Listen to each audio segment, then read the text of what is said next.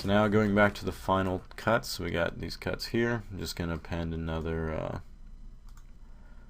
Cube 3D in.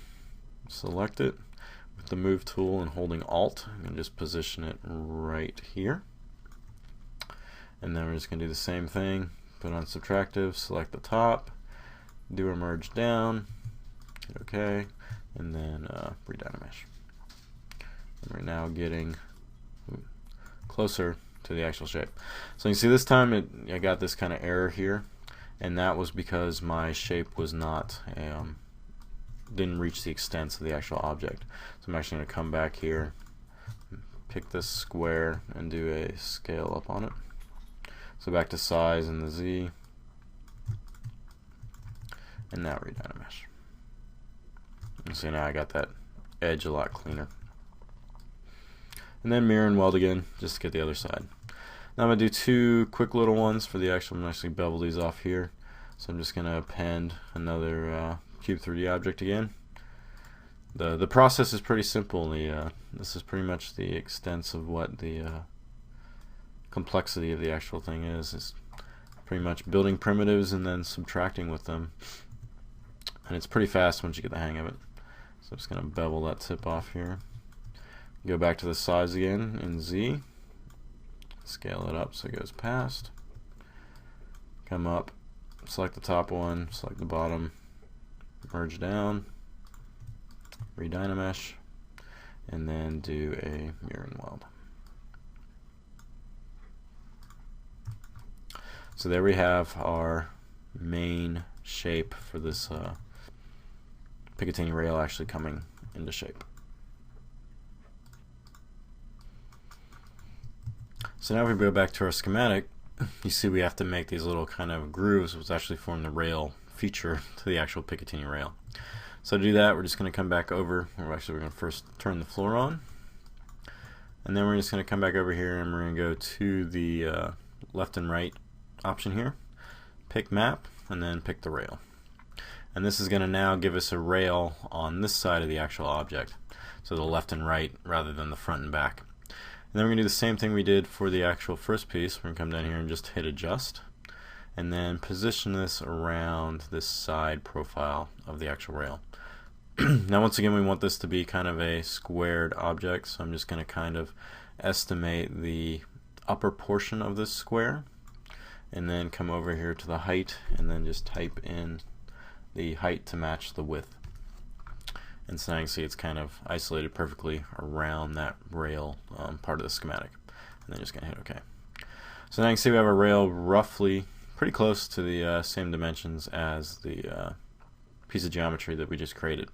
Now I'm just going to adjust this a little bit just to make sure it matches a little bit more. So I'm just the scale over here and then the vertical offset just to make sure that we are as close as possible to the actual schematic of this object. So roughly like that. Now one thing to note is that this rail is a little bit longer than my little piece of rail here. So once again, come back over here to size, make sure we're in Z, and I'm just going to scale it out to fit the size there. Now I'm going to go a little bit over of the actual schematic here, and why I'm doing this is because as I scaled out, you can see I'm getting a little bit of edge decreasing here. It's because the resonance of the DynaMesh was initially set up for that small size of rail, and when I actually started stretching it, it's actually stretching the topology of the DynaMesh, so I'm getting like more rectangles than actual squares. So if I go to the extents now, I'm going to rotate to the back so you can see this, then I'm just going to use flatten again in the Z, and we're just going to flatten it back. So this is going to give us that hard edge on those two sides again where we lost it when we did the stretch. So I'm just going to put those back. So now we have those flattened out. We can now go back out here and then just DynaMesh quick. Just holding Control and dragging off. As you can see, our edges are now back to being flat again, and we're not getting any of that DynaMesh stretching that we had before we did the flatten. So now we're going to go back around to the actual schematic. As you can see in our schematic, we have these little cuts kind of cut all the way along the top of the surface of this rail. So to do this, we're just going to append in another primitive, so a cube object. We're going to put on transparency so you can see it, and then we're going to come down to the deformation tab, and we're going to size it in the Z again. So just going to take that and size it down. Now I'm just trying to get this size to roughly be the same size as one of the cutouts in the actual rail. If you want to get, you know, as precise as possible, you can use the transposed line and just kind of move it to make sure you have your borders kind of matched up. Now, after I have this where I want it to be, I'm just going to take this and using the transposed line, just move it up and relative into one of the first edges, first holes in the actual top of this rail, because I want to duplicate, you know, them all the way down the rail. And so then, you know, I'm just going to come out of here and just check the actual size of the actual piece and how it is sticking into the rail. And so I want this extended out so it doesn't, you know, just carve a little hole in the top. It actually cuts all the way through. So I'm going to come over here to the size again, put it in X, and then just scale until it actually is cutting through that whole side of the rail. And then you can take your transpose line again too and just kind of position it so it, you know, makes the cut at the depth you want it to be at. So I want a little bit of lip on that bottom there. So I'm just going to use the transpose line to kind of position it there. And now I'm going to go back to the front here and go back to my schematic view. And now I need to duplicate this along the surface here. Well, one thing I can do is just literally using the transpose, go to the side, hold Control and Shift, and then just drag another one over. And I can keep doing this function of holding Control and Shift and dragging all the way down. The problem with this is that it's prone to error, so I could draw one here and then the next one I draw may be a little bit off, like it's not going to be the same distance apart as this first one that I drew. Well, ZBrush has this nice function up here underneath the stroke palette called Replay Last. So it's underneath the modifier menus here. And when you click this, it's going to replay the last stroke you just did. So since my last stroke was the clone using the transpose line from this position to this position, if I hit that Replay Last again now, it's going to repeat that stroke. So it's going to give me the same position between these two objects as my first stroke. Now, one other nice thing about this is that this by default is bound to your hotkey number 1. So if I come back in here and now just press 1 a few more times, you can see I start getting my rails generated all the way down the line. Now this first one looked like it was a little bit off because you can see as I get back out here my distance is a little bit wrong compared to my schematic. So I'm just going to undo this quick and then just redraw this first one, just so I get that position a little bit better where it's at, and then just hit 1 to kind of get it going all the way down. So that's a little bit better. So now that's done, we can now carve this out of our object. So we're going to come here back to the subtool thing. We're going to put this on negative. We're going to clear the mask on that too. And then we're going to go up to the main object that we had, our original rail, do a merge down, and then re-DynaMesh.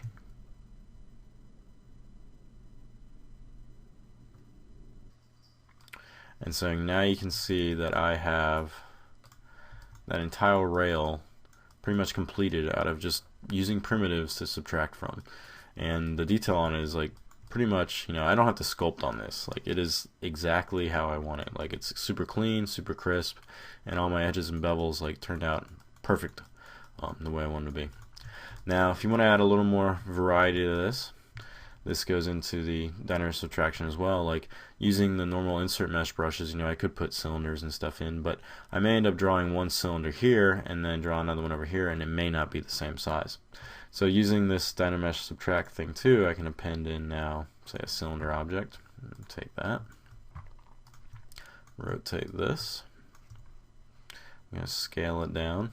I really like using these deformation tools quite a bit. I'm going to turn on transparent here so I can see it. Then we're going to position it, you know, roughly where a screw hole would be in actually one of these rail systems, and then just move it up.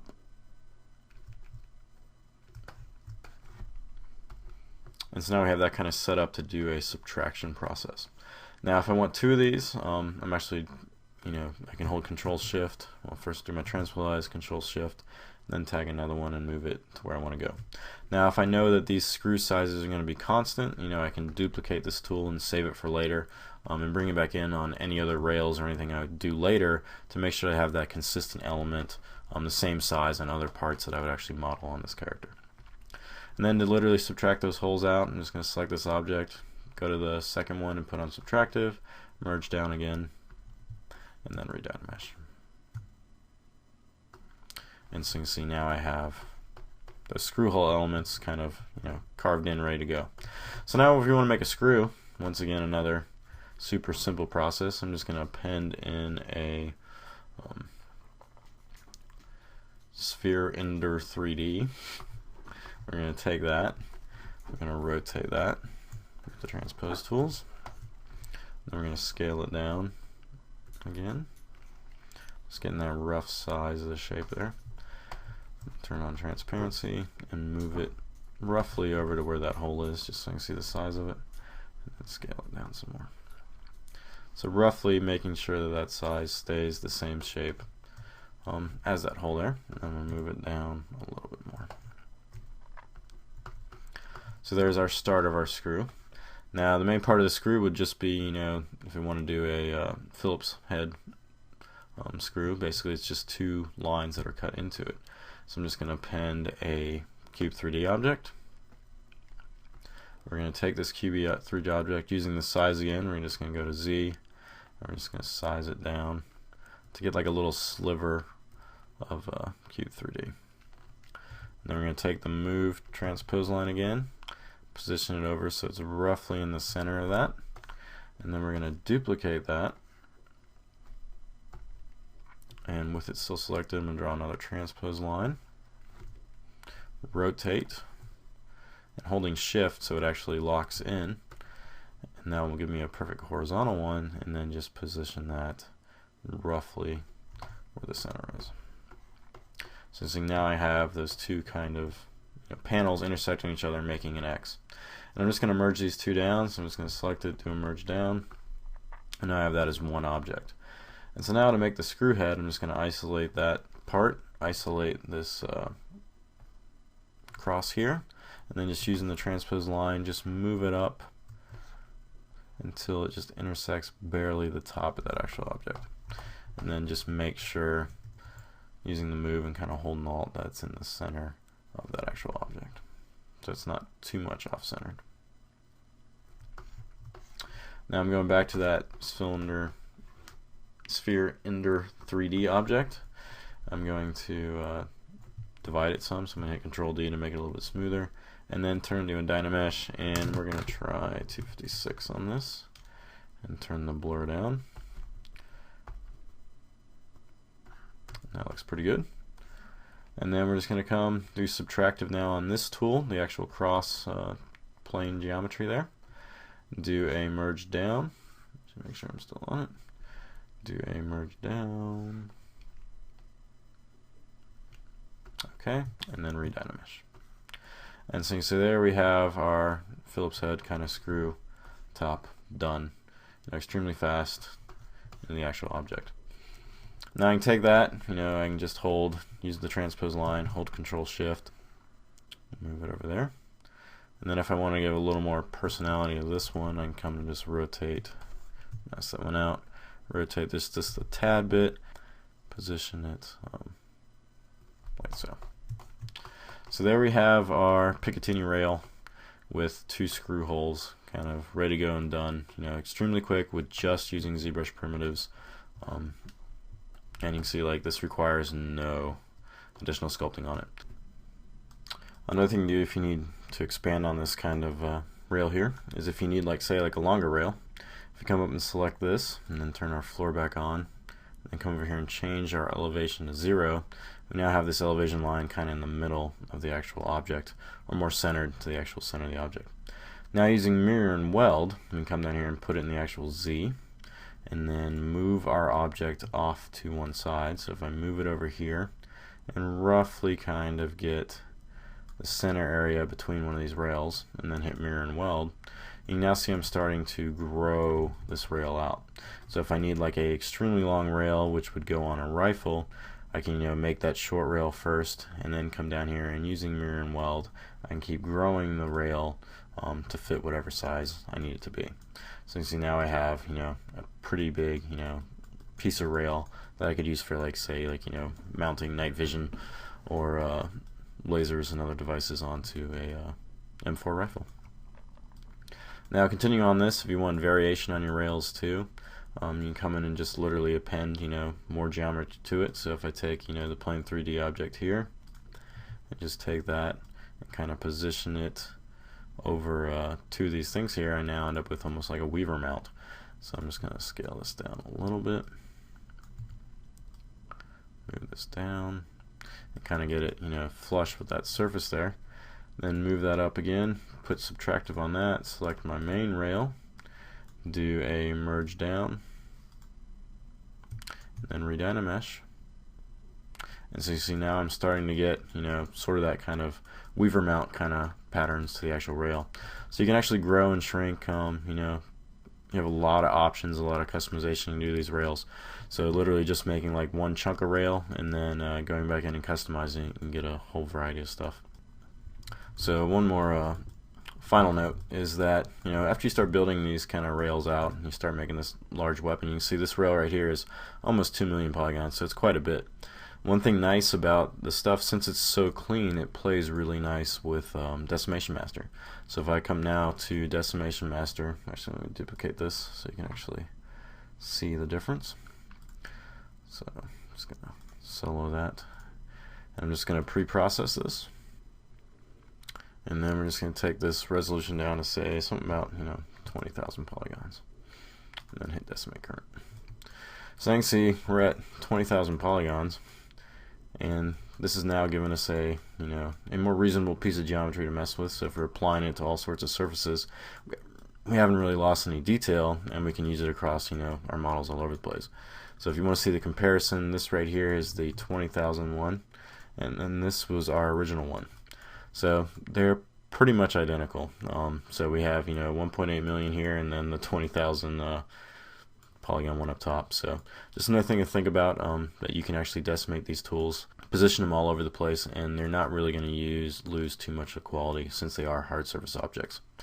Other thing too is that if you ever want to, you have these objects and they're decimated and placed all over a model, you can kind of get them back. Like say, you want to make some scratches on this one now, but it's already decimated, so you don't really have the topology to do it. Well, if you take this object and re-DynaMesh it now, just make sure you have this blur off here, and when you actually re-DynaMesh this object, so I'm just going to do it quick, you're going to get pretty much even tessellation across the surface. It may smooth out in some areas, but usually it's not enough of a smoothing to really notice a difference between the two.